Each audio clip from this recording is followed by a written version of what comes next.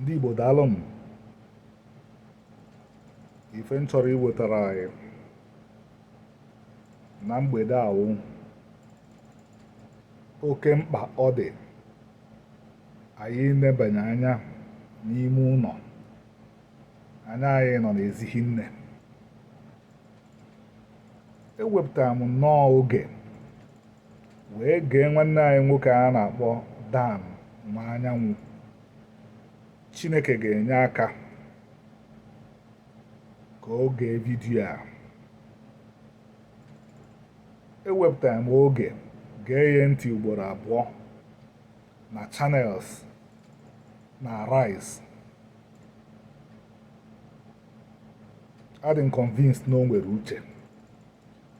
O nwere ife ndị oyibo na-akpọ brilliance, mana o nwere ofu kọma m fụrụ.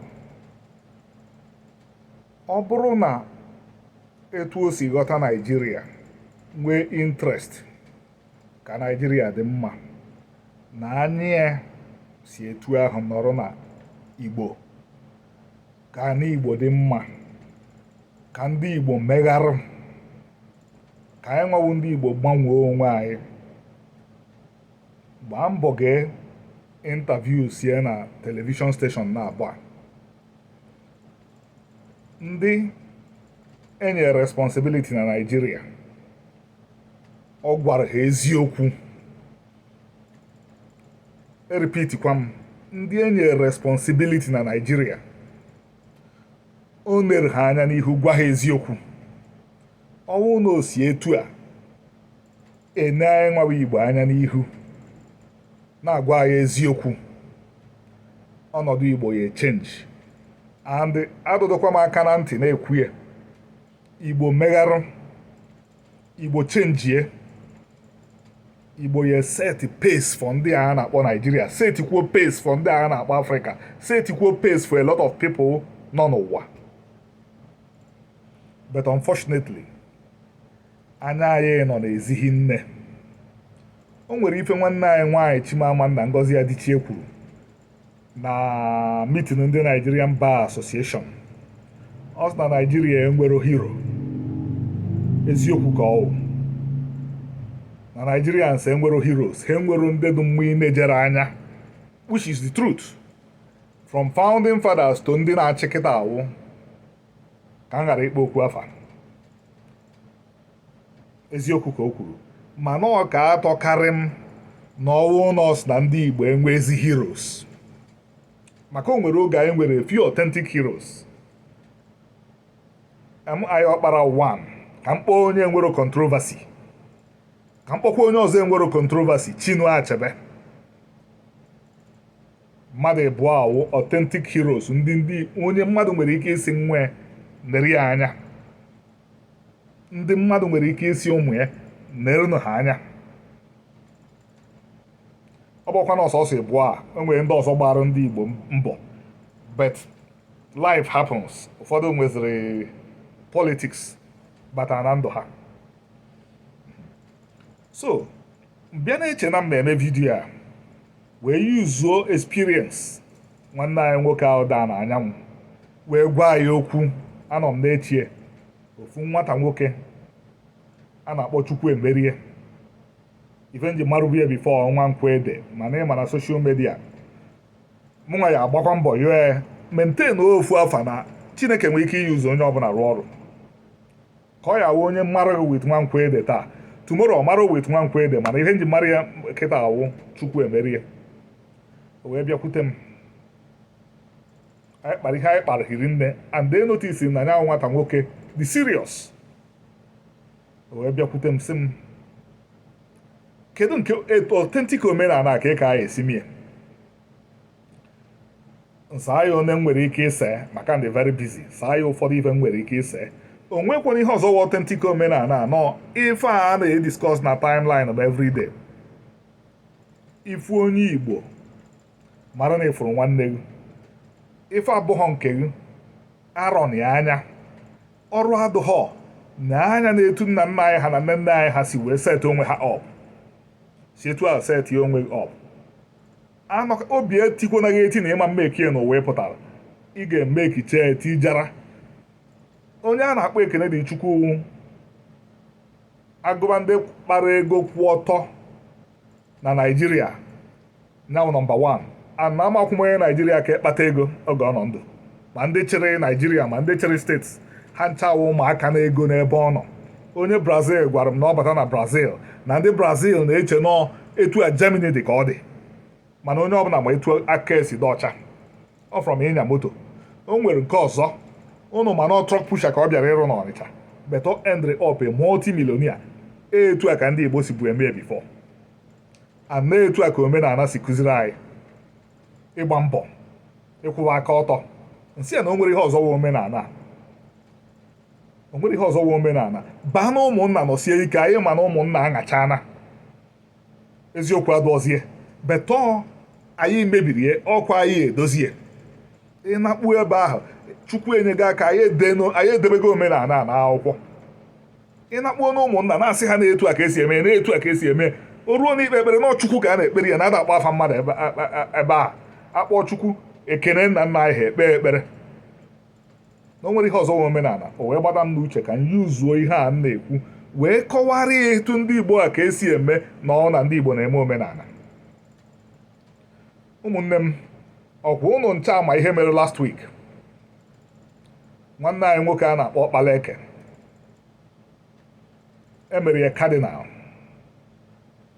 Ọtụtụ ụmụnne anyị Peter Obi, Soludo, Uche Ekwunife jere Vatican ka ha jee nọnyere ya, ka ha jee gosikwa na onwe mmadụ ọ ifedu mma na ọ wụrụ dat na ego eji aba luxurious bus ka eji agba plane jee Vatican. Mana kịta ụlọ ndị Igbo na-agba ọkụ.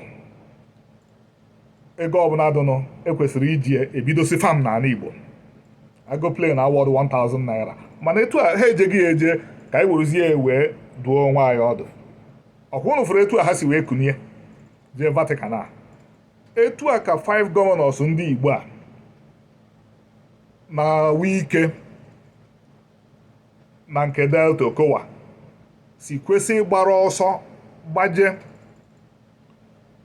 na bedside nwaanyị onye Igbo a apịara ịtarị bochie ya ọnụ n'ọba amụnsu maka na di ya nwụrụ anwụ.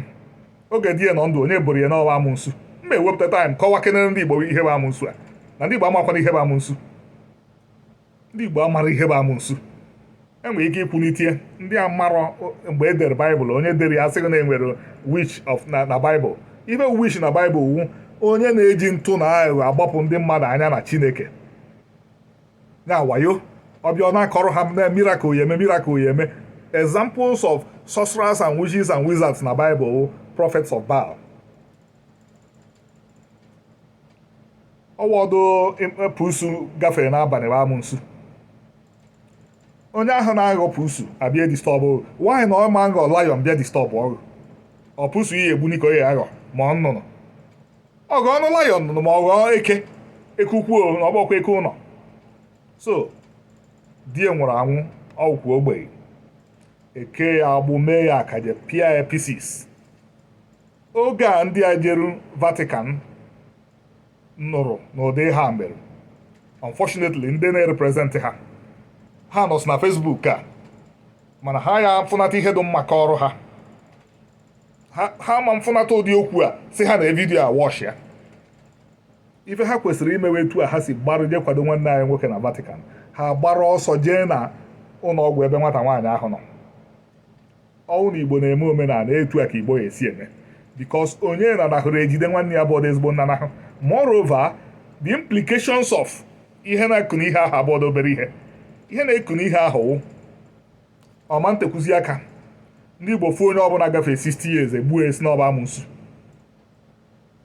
Beta ụnụ mana ihe eji mara Igbo before wee fụ agadi nwaanyị na afịa ije narị ya okpe Chukwu agọzie gị. Mana ndị Igbo abaana na religion. Ama m ihe a na-akpọ religion n'Igbo so ka anyị use oyibo. Ndị Igbo abaana na religion ọwụ nọ n'oyibo as no fear and emotion. Religion na-agwa ha na every corner of Igbo land na ekwensu principalities and powers nọ ya onye ọbụla nọ n'egwu. So onye ọbụla kara nkadụ pọ amụnsu ka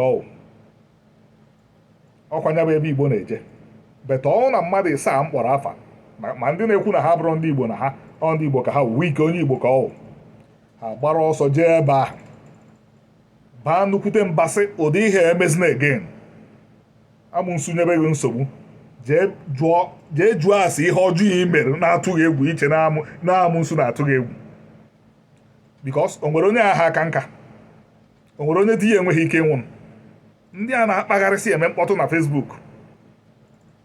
Remember, edo 40 now, 10 years, edo 45, edo 50. Nke abịawagokwa ịkaba nka di ma nwunye nwụọ enwere ike ịkpọ witches and wizard. So, nwanne m nwoke Nwankwọ Ede Chukwu emerie ifugodo ife ndị Igbo ya adị eme na ọ na ha na-eme omenala. Eprotekti anya nwaanyị nwaanyị ọ na Chukwu ya agọzigodo anyị ka awụ nke mbụ. Nke ịbụọ ọwụ anyị wepụta anya na-eprotekti ndị dụpọ ndị adụpọ nọ na ndị iro na-abịa etu a ha juru anyị Igbo niile na ha sị ndị nwere ego na enyi ihe na-aga na ụnụ na-enekọta ya anya beta ọ na-eprotektọrọ fafu ebe earthquake na-akwado ime n'ala Igbo and na earthquake nke dị preventable ha ya asị ya mee ọfụma na ọ gbasara ha ka m kwụsịgodo ebe a na vidiyo m gafere anya 11 minutes ọ na-ete nnukwu aka before ọ download. Meanwhile, ana m ayọ onye Igbo ọbụla sọskraịbụ na chanel a ife ya anụ na chanel ya ịmanụ ya na Rice Television ịmanụ ya na CNN onweghị ebe ya anụ ya ọsọ na ebe a ka ya anụ ya ana nke ahụ CNN nke anyị wụrụ Rice nke anyị wụrụ channels nke anyị wụrụ Power nke anyị ọ nke anyị ka ọ o nwere ego eji asọskraịbụ ọ iklik ya sọskraịbụ ishie ya yọkwa ndị ọzọ ha mee the same thing ka ọ dịbagodun.